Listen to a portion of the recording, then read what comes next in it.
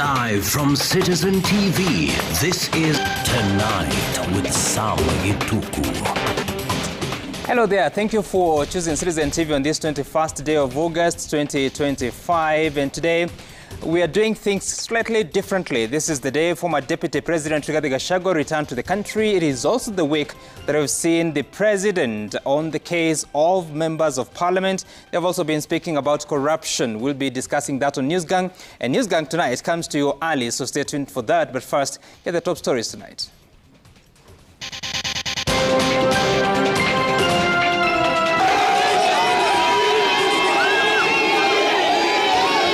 Goons on arrival, several injured as unidentified mobs clash with Gachagua supporters as former Deputy President returns from American tour.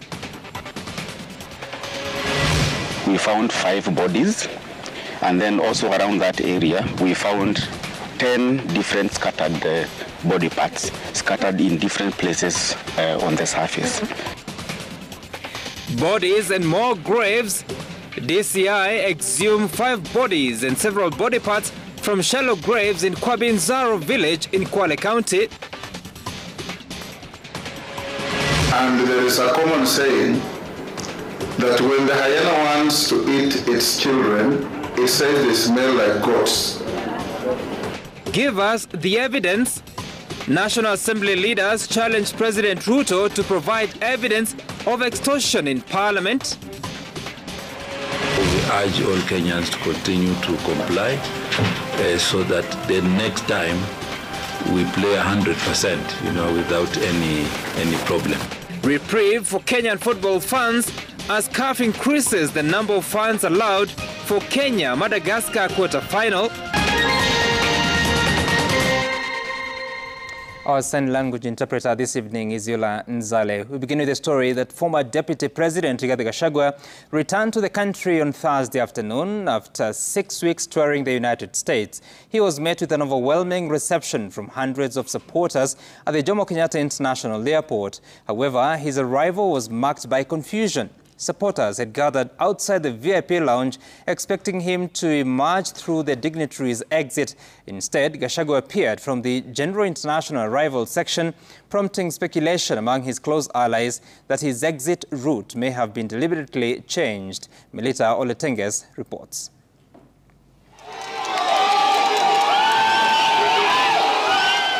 It was a turbulent touchdown for Rigathi Gachagua at the Jomo Kenyatta International Airport. Arriving at around 2 p.m., engulfed by a surging crowd of supporters, his signature cowboy hat tumbling off repeatedly in the push and shove. Earlier, Gachagua's supporters had gathered outside the VIP lounge, demanding access, leading to a dramatic scuffle involving police officers, security personnel, political leaders and followers, all eager to reach the man of the hour. But the scene soon took a twist. Gachagua emerged from the General International Arrivals Terminal instead of the VIP lounge, throwing the airport into chaos as supporters scrambled from one terminal to the other. Normal operations at the airport were disrupted for a moment. Gachagua's cronies accusing President William Ruto of trying to restrict Gachagua's movements. Where were William Ruto? Where were William Ruto? Where were William Ruto? Where? We want to tell you, no amount of intimidation, no amount of police tear gas, no amount of goons will stop you from becoming a one-term president.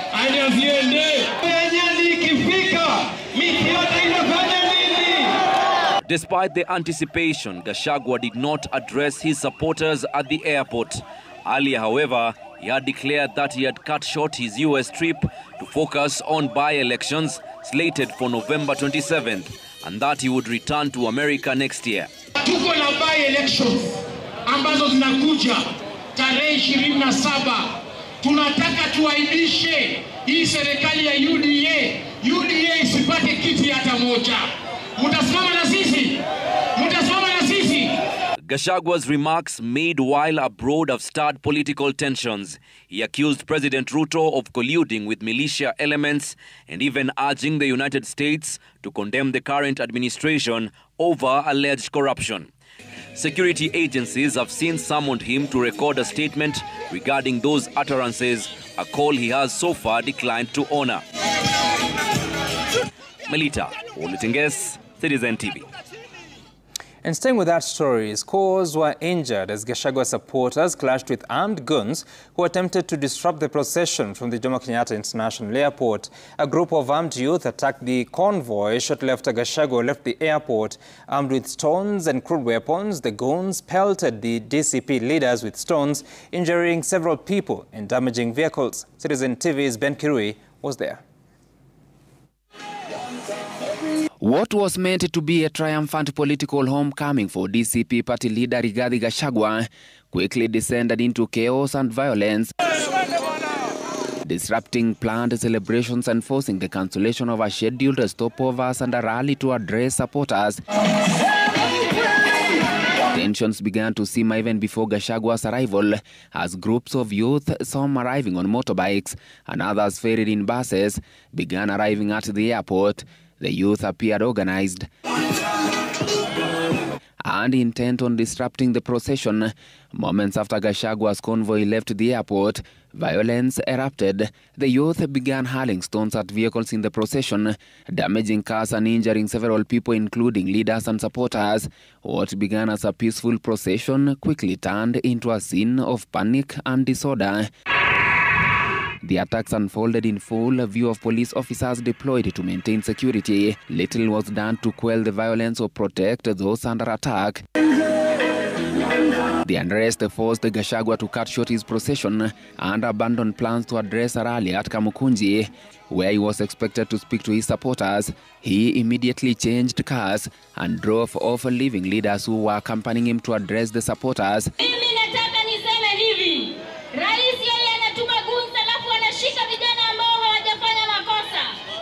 Wao wanatupangia jama, wanasema tuwezi fika nyumbani. Tutafika ama tutafika?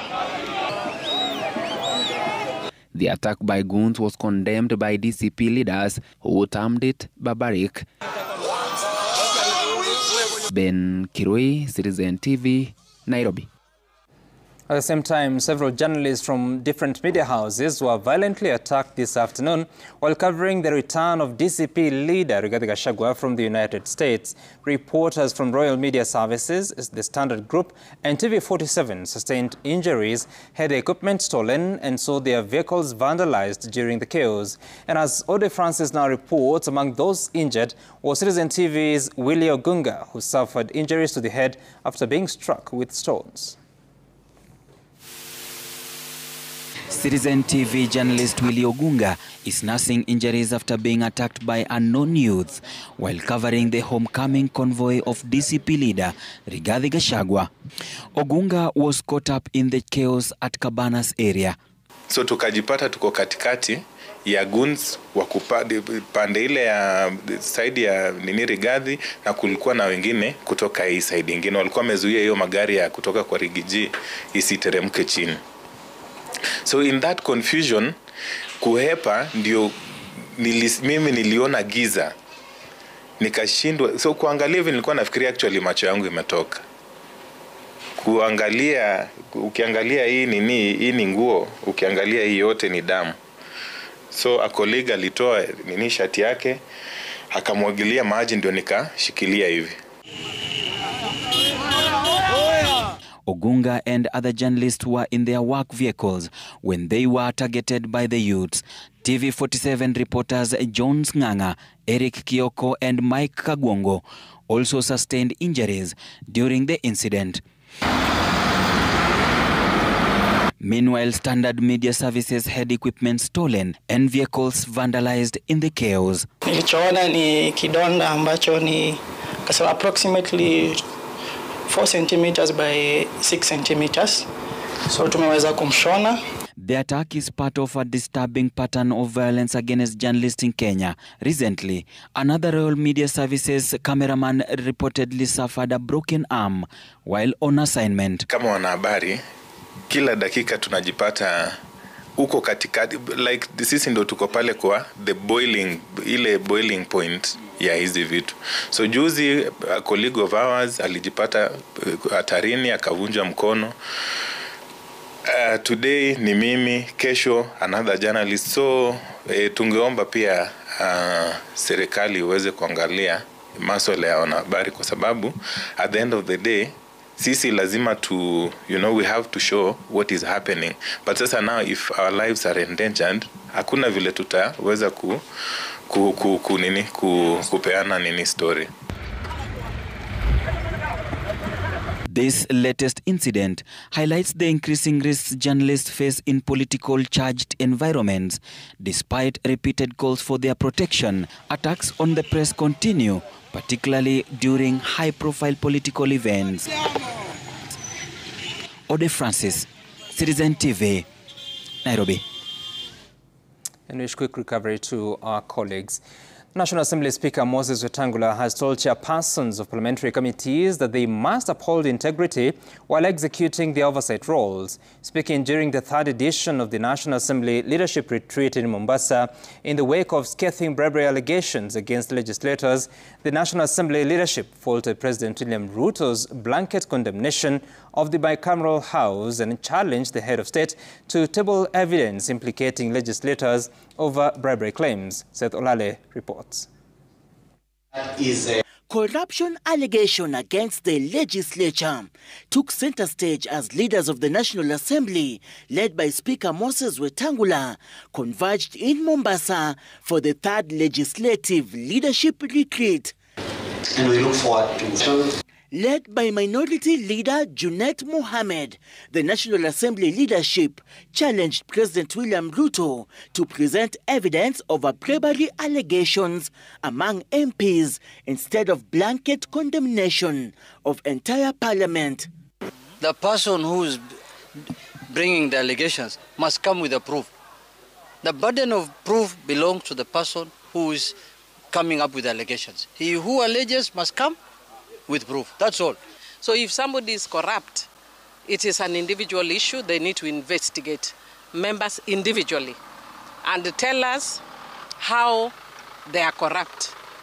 What were they corrupt on? And who gave them that bribery? Speaker Wetangula told the 349-member chamber to redeem itself from corruption-related complaints implicating a section of members by upholding integrity.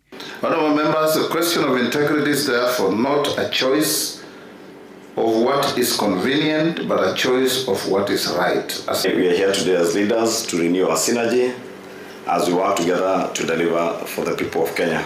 Wetangula further petitioned chairpersons of parliamentary committees to uphold integrity while executing their oversight roles. As leaders, we must lead from the front by upholding integrity in our different roles, and in this regard in executing your roles as chairpersons of committees. The forum, which unanimously resolved to defend the allocation and implementation of CDF by members of parliament, also took issue with absentee MPs and committee chairpersons accused of dragging house business. Seth Olale, Citizen TV. And we'll look into those developments later on the News Gang, which comes to you in a short while. But first, 5 bodies have been recovered from six graves in Kwabinzaro as the exhumation of graves began. The homicide team led the exercise that saw 6 graves dug up. A total of 27 graves have been earmarked for examination. Brenda Wanga reports on the unfolding events that have evoked Shakahola memories. Nearly a month after the gruesome discovery and recovery of human body parts and graves in Kwabinzaro, the Homicide Department of the DCI is now on site digging up these graves. 6 of the graves were exhumed on the first day of this exercise. We found 5 bodies, and then also around that area we found 10 different scattered body parts, scattered in different places on the surface. So we are remaining with 21 graves, for which the exercise will continue from tomorrow until we finish the exercise. Wananchi wenzangu hapa tumeongea na hawa kwamba watatusaidia wakati wanatembea kwa hii msitu. Wakipata pale wana suspect kuna mili, tunaomba sana tusaidiane. Na ningependa niseme kwamba hapa inachungwa na askari. It's a cadet area. Kuna police officers watakuwa hapa throughout mpaka tumalize hii kazi. Unlike the Shakahola massacre, where graves were bundled in one place, in Kwabinzaro, the graves are far apart from each other, making the tracing and exhumation exercise that much more difficult. The first day of the exhumation also yielded revelations on how the suspected cult leaders and their members operated. In one of the enclosures is what appears to be a meeting place.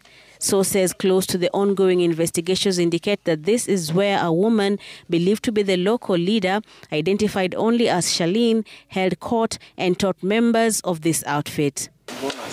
Still in the thicket is a mud and wood structure with 3 rooms. These are believed to be the dying rooms, quite literally.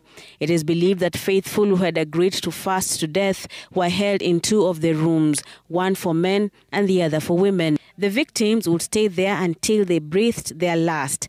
Their bodies collected in a central room before being moved to yet another room and then being buried in different places within the 5-acre ranch.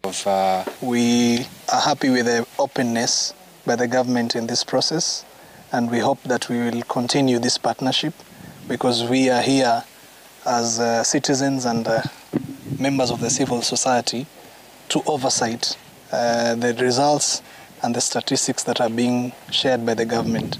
Prior to today's exhumations, a total of 11 deaths had been reported from Kwabinzaro linked to suspected cult-like activities. The cult is also believed to be tied to the Good News International sect led by Paul Mackenzie that also oversaw the killings in Shakahola and which is part of the expansive Chakama Ranch where Kwabinzaro is also located.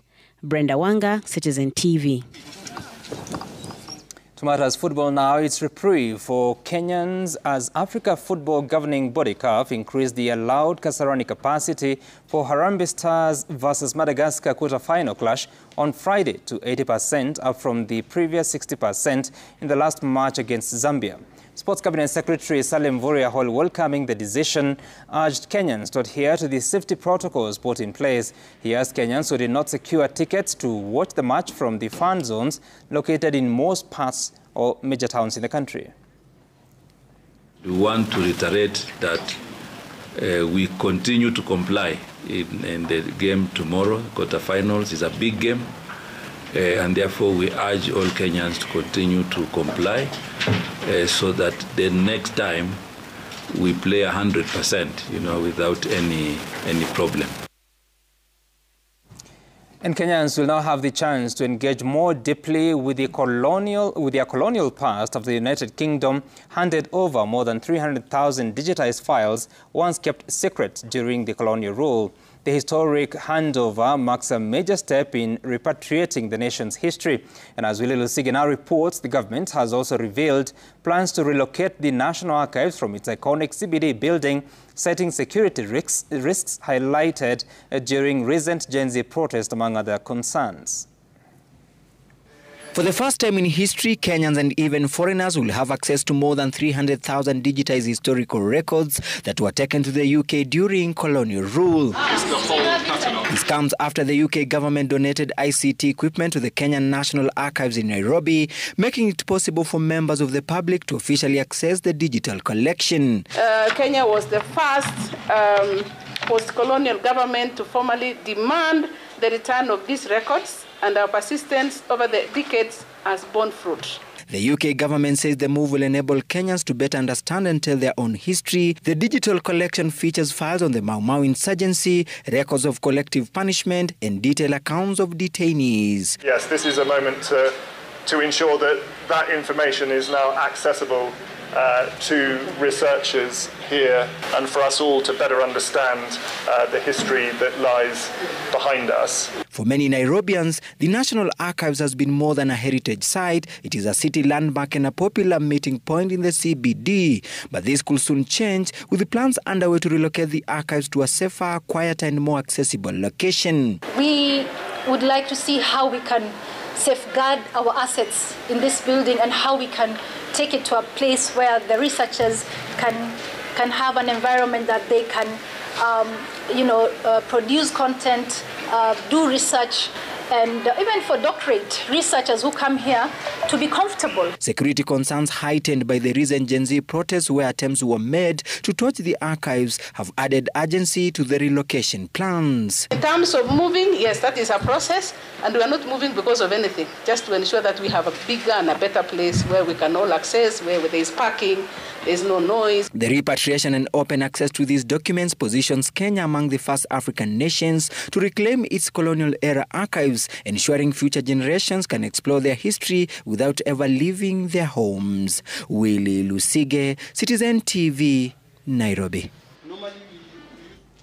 Now, family, friends, and the AMREF Flying Doctors community have eulogized the late nurse Jane Omusula as a person who went beyond the call of duty to save lives. In a funeral service to celebrate her life, those who interacted with the 41-year-old nurse described her as a professional whose tireless commitment to patients was emulated by many. The late Jane, who was among 6 people who died after their plane crashed in Mwihoko, Kiambu County 2 weeks ago, was on a mission to save the life of a 2-year-old child in Hargeisa, Somaliland. Gatete Njoroge reports. In deep sorrow, tears flowed freely, a loss too heavy to bear. Family, friends, and the AMREF Flying Doctors community gathered at Sitam Valley Road to honor the late Jane Omusula. A nurse with a master's degree and a deep dedication to her duty, Omusula lost her life in a tragic plane crash in Mwihoko, Kiambu County on August 7th. What began as a mission to save a life in Hargeisa, Somaliland, ended in tragedy, claiming the lives of 6 people, 2 pilots, 2 medics, and 2 residents. On that last mission to Hargeisa, Somaliland, she gave her last full measure of devotion in the fight to save a very sick child, a 2-year-old child who was very critically ill. There is no nobler way to be remembered than as one who gave her life in the service of others. When a flight was missing a nurse, she will always show up. And this is very true. Whenever you call Jane for a flight, she will never say no. She will always show up. A commitment she carried not just in her professional life, but also in family.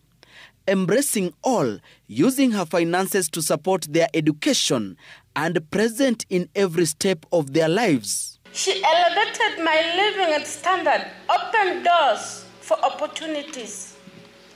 She made me go to hotels that, I don't know, classic hotels, these big malls. She made me enter. She wanted me to have the best in life. She was our family's rock, always there with a smile, a plan, or a helping hand. When I was sick, she didn't just comfort me, she guided me to the right doctor, making sure I was okay. Others who perished in the accident are Captain Muthuka Munuve, Captain Brian Kimani, Dr. Charles Mugo, all who worked for AMREF Flying Doctors, a 12-year-old girl Yvonne Nasimiu, and James Gitau, who was bedridden, also died after the plane crashed on their homes. Investigations are ongoing to determine the cause of the deadly crash that left a trail of destruction in Mwihoko after the aircraft reportedly burst mid-air. I will do all in my power. The late nurse Jane Omusula is expected to be laid to rest on Saturday in Kakamega County. Gatete Njoroge, Citizen TV, Nairobi. May she rest in peace. At least 30% of the secondary schools in the country will from next year be earmarked for the arts and sports pathway in the competency-based education to help nurture talent and create opportunities for millions of youth. Deputy President Professor Kithure Kindiki announced that the transition to grade 10 in the reformed education model will help students focus on their areas of strength. Addressing more than 5,000 sportsmen and women from Meru, Embu and Tharaka Nithi counties, Kindiki defended the Kenya Kwanza Kwanza administration's performance in the arts, creative economy and sports sectors, citing the construction of modern stadium, establishment of sports academies and digital hubs to harness skills and talents while shielding the youth from societal vices and exposure to narcotics and drug abuse. What we're going to do is to reconstitute and expand the Kenya Sports Academy to create the Kenya Academy for sports, the arts, and the creatives. And get enough money to fund it and make sure that all sportsmen and women, not just students now, can utilize Kenya Academy of Sports, the Arts, and the Creatives to nurture their talent and to get good curriculum there, even for adults, short courses on perfecting your sports talent. And we are doing that in 6 months so that within a year, that academy will be in place so that we can have a one-stop shop for sports, the arts, and the creative economy. All right, with that story on the matters education, we are taking a short break here. But remember, I told you that tonight we are starting early on the News Gang. They are all here, ready for the engagement, conversations that we'll be having on the show. Do stay tuned, but here is what's coming up.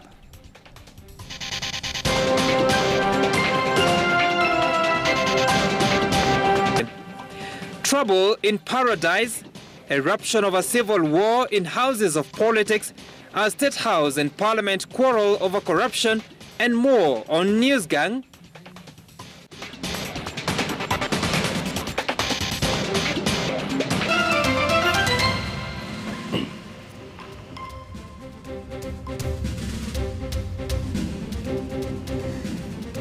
Right, it's a full bench of 5 and we are looking at a number of happenings tonight. Former Deputy President Rigathi Gachagua has returned to the country in a rather dramatic welcome. And as he did, he arrived at a time two arms of government have been at each other. It's the question of corruption. President William Ruto has accused the Houses of Parliament of turning to extortion tactics. The parliamentarians are not having it. They have pushed back, and today, Speaker of the National Assembly Moses Wetangula wants those allegations substantiated.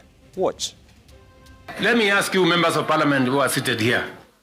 Do you, for example, know, do you, for example, know that a few members of your committee collected 10 million shillings so that you could pass that law on anti-money laundering? Did you get the money? As the president spoke, MPs in the background demanded names of corruption suspects. And there is a common saying that when the hyena wants to eat its children, it says they smell like goats. So we need to be alert. We need to respond, like I said in the House. If something is said about you, if it is true, do something about it. Indeed, corruption, hyenas, and of course a special meeting going on at the coast of the leadership of the National Assembly to deliberate on where they go, especially now that they continue working at Parliament. And of course, this coming at a time, all those allegations have come. I don't know, JB, what do you think is going on here? What are we not seeing? Thank you, Sam. There's a general rule in the market that if you sell eggs, please don't start a war. If you are confident to start a war, then you know the reason why you are starting that war. I think this is the time to go beyond the story and find out exactly what does the president wants to achieve. This is an age-old issue in Parliament.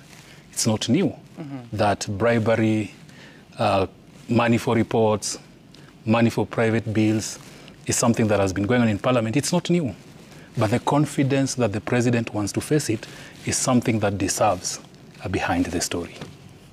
So, talking of confidence, of course, looking at the parliamentary group meeting that was, Yvonne, and very spirited speeches by the president and at the same time by the former prime minister, then what we have seen at Parliament, the kind of reactions, still that question, why now? It's like, you know, pigs fighting in the mud. All of them are dirty. You can't tell the difference really between, you know, who's clean and who's not in a fight such as this. It is commendable, let's say, when there is attempts that are made to fight corruption in this country. That will always be commendable. But when something comes sort of out of nowhere and out of the blues, and that's not to say that there haven't been these allegations. For me, I think it paints both sides as dirty, because there is a giver and there is a taker. There is supply and there is demand.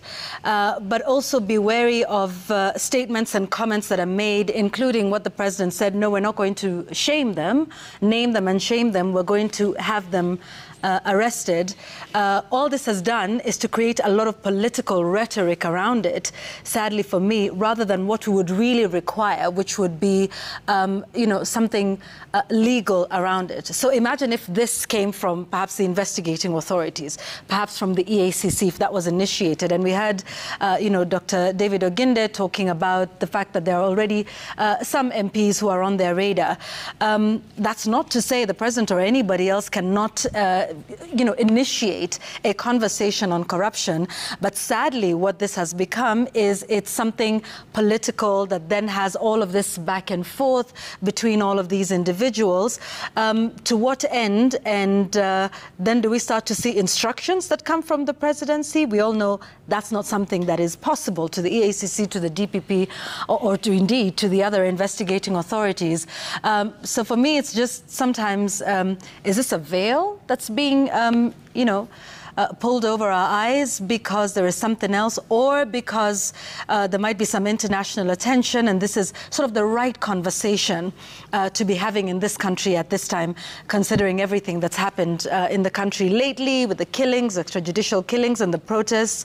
This is sort of a change of pace. As to whether it actually has some outcome is what waits to be seen. But for now, it's political. On the same, actually, Sam, Yvonne talked about Bishop Oginde and what he said. Reminds me of what the Speaker of the National Assembly said about how he did receive some documents or some sort of complaint about some members of Parliament, but then akawaita kando akazungumza kidogo and it was over. It felt like unamwita kwa sababu pengine someone who's chelewa at a few sessions in Parliament, unakuja na uonyo usichelewe tena. My God, this is corruption. It's a big deal. You cannot say that you spoke to them na ikaishia hapo. Action needs to be taken. But then kuna an expression that kuna shida katika Manyata that comes to mind. I don't know why, since this whole thing blew up. Because you think about this is the same Parliament that has been passing every bill that has come from the executive.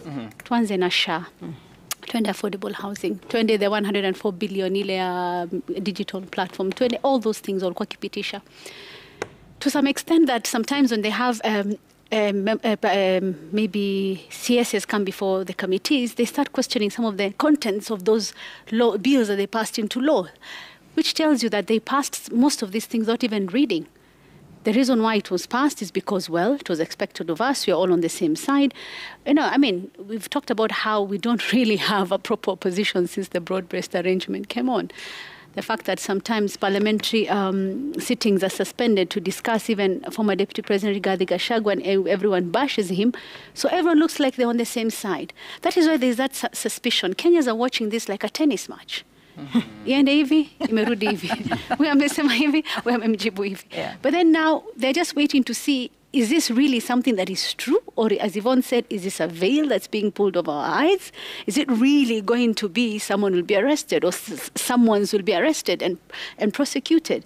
Or is it a case of what we talked about last week, that the president is trying to now sort himself out with the politics right now and the politics during the 2027 elections, that there are few bodies that are going to be thrown under the bus, so that it can actually look like he's reinventing himself during this this season now and then 2027. Just before you do, Linus, what I find fascinating, especially what you're saying, that there could be certain reasons that are leading to this conversation. You recall that not long ago, I think it was at the end of July 2025, the president assented to the conflict of interest bill. Now it's an act of parliament. 3 months earlier in April, he had rejected it. He vetoed against parliament, saying that there are certain clauses that were not consistent with what was desired. But what we know is that this conflict of interest bill was actually required by the World Bank because there was some money that was supposed to be handed over to the country in form of a loan to finance the budget of 2024-2025. It was to the tune of $750 million, converting to about 97 billion shillings. And I remember seeing the Cabinet Secretary for National Treasury, John Mbadi, at some time early in the year, perhaps it was around April, saying that he's so happy that finally we have passed the conflict of interest bill because now it is going to unlock the funds from the World Bank. Only that the president vetoed, rejected that bill. And eventually you saw that taking a bit of time. So now that we have it in place, it's also a good thing to show that actually there's commitment to fight corruption. And how do you do it? By exactly what you're seeing the president doing. We know there are so many things, so many events lined up in the coming weeks and months. Of course, there's a trip to the United Nations General Assembly that will come in September. It's a moment for every president to speak about what they think as pressing issues, not just for their country, but also for the region and the world. So really, there has to be something. It's sort of unprovoked. It just came. We didn't see the build-up to the extent that you now find the president speaking the way he's doing. So one hopes that there's serious commitment to deal with corruption between the executive and the legislature. But then, Linus, when you hear someone saying that I consume raw intelligence and I know the things that are going on, and you'll be hearing him even describing senators soko huru, then the members of parliament are saying, come and prove. Like, you're stealing. Come prove that you're stealing. How does this play? This is the most healthy conversation we've ever had as a country on the question of corruption. Healthy in the sense that for the first time ever, the relevant parties are having a conversation about corruption. This country has wasted a lot of time on superficial shows, basically, pretending to fight corruption by chasing traffic policemen and setting cameras up and all that. Where does consequential corruption really happen?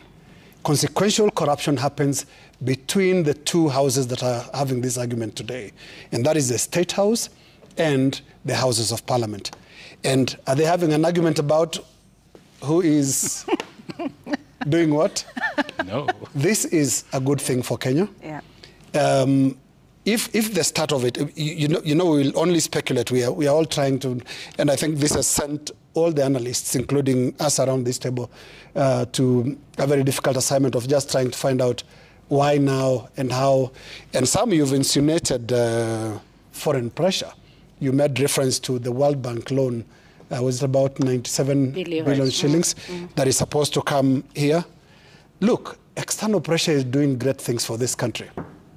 Because of external factors, the Moi International Sports Center, Kasarani, where Harambee Stars will play the quarterfinals tomorrow, has a roof.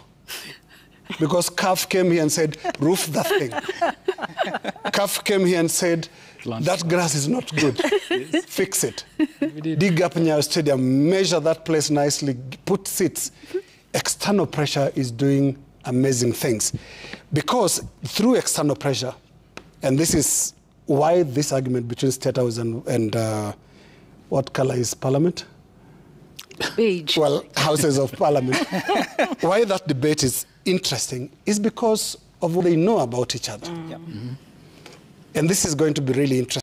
The history, which we shall talk about later, including his stance on the mega corruption cases, has suddenly realized that corruption is a big problem, and especially in the places now he is targeting. It's not about those traffic policemen. It's about his colleagues in the higher echelons of political power. Indeed. And I read somewhere that sick doctors can also diagnose and prescribe. And Waswahili wanasema mganga ajigangi. No, in this case. Mganga ajigangi. Okay, so That's just the start of the news, gang. We'll continue shortly, but first we will take you through some of these stories coming up.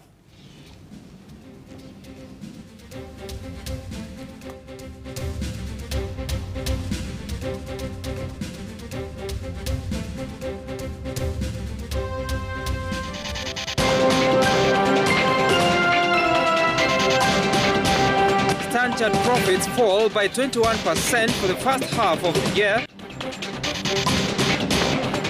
The Chartered Bank has posted weaker earnings for the first half of 2025, weighed down by declining interest and non-interest income.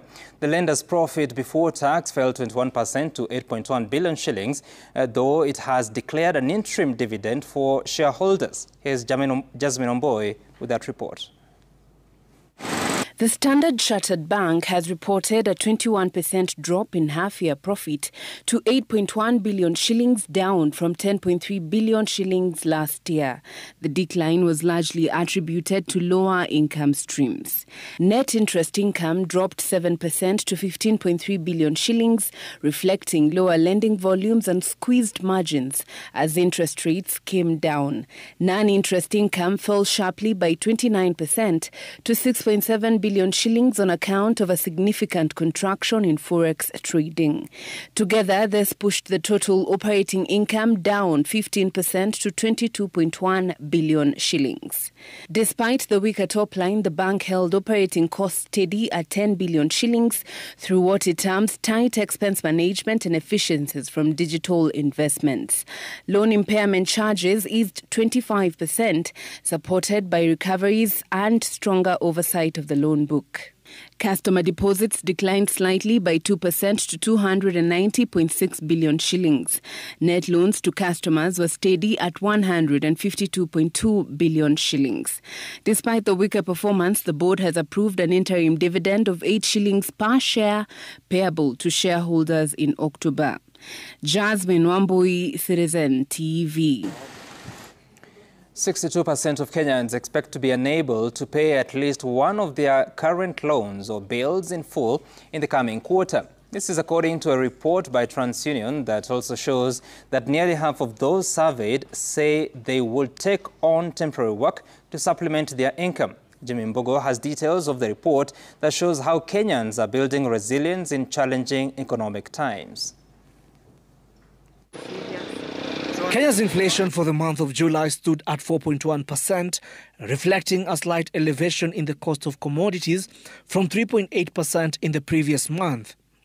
This elevation is now putting pressure on consumers, with a recent report from credit agency TransUnion showing that over 55% of Kenyans expect their discretionary spending to decrease in the next 3 months. The report further indicates that 62% of Kenyans expect to be unable to pay at least one of their current loans or bills in full in the coming quarter, with an additional 34% saying they plan to use their savings, while another 30% are expected to borrow money from friends or family. In the last 3 months, 31% of Kenyans have reported a salary reduction, while 29% experienced job losses. Another 26% reported that their household businesses closed or lost orders. The report painting a picture that Kenyans were concerned about the macroeconomic dynamics, particularly inflation, security and housing prices, with 76% of Kenyan consumers noting that inflation is a key financial concern, followed by job losses at 60% and housing prices, that is rent and mortgages, at 55%. These factors, they say, have led them to cut back on discretionary spending such as dining out, travel and entertainment. 61% of those surveyed saying they have cut back on these spendings.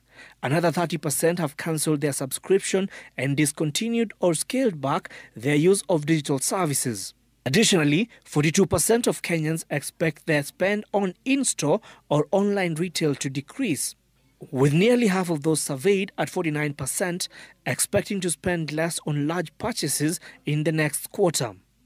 But despite the financial constraints, consumers aren't turning to borrowing due to what they termed as high cost of borrowing.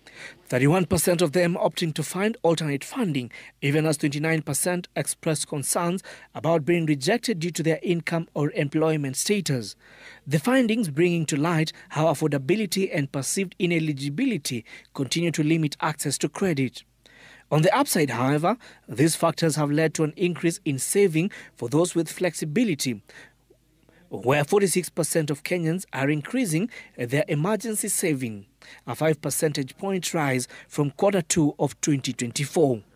Jimmy Mbogo, Citizen TV, Nairobi. Etihad Airways has embarked on a mission to expand its operations in the country. Less than a year after launching flights between Nairobi and Abu Dhabi, the airline has announced a major capacity boost. Dennis Otieno reports. Etihad says it will scale up flights on the Nairobi-Abu Dhabi route from the current 4 weekly services to 8 by October and to 14 flights a week by December 15th. We wouldn't grow into Nairobi if it wasn't because of the strong performance, the way we're growing. We've never done something like this. To go from launch to double daily in a year, it's remarkable, and it's testament to the strength of the route. Now, what's working very well about it is the good balance that we have from an inbound and an outbound perspective. The upgrade will more than triple capacity, raising available seats from 600 to over 2,200 every week. Airline executives say the move reflects growing travel demand between Kenya and the United Arab Emirates, as well as Etihad's confidence in the strength of Kenya's aviation market. When there is no healthy competition, people and businesses can become complacent. And we don't ever want to do that. Beyond borders is our company slogan. We can never stop innovating.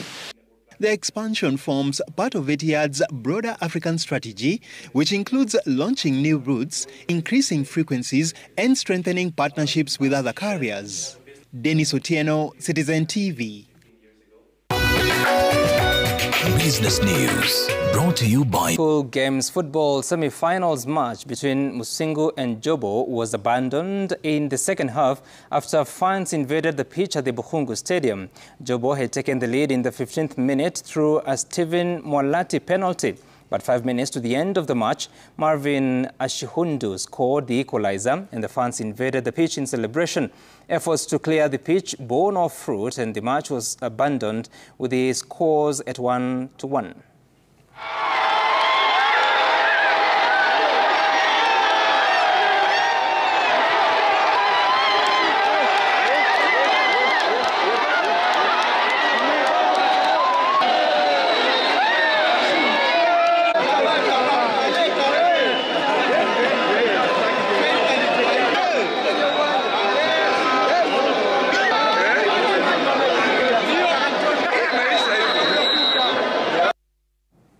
Kenya's Harambee Stars face... And as soon as His Excellency comes back, that is part of the agenda. We are going to meet him with the Senator and the leaders of Bomet to finalize the decision on what exactly to do in the pitch.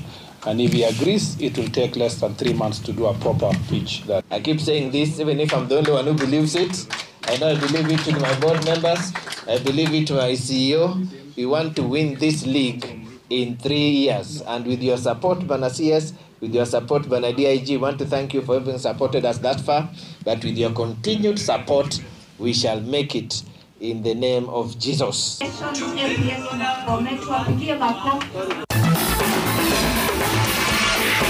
Sports News, brought to you by... Back your favorite team as they battle for glory in the Total Energies CAF African Nations Championship 2024, right here on home soil. And so we're done with the sports and the news update of the evening. We're taking yet another short break, but when we come back, we'll have the conversation, the full conversation on the News Gang. We remain here just for that. Stay tuned.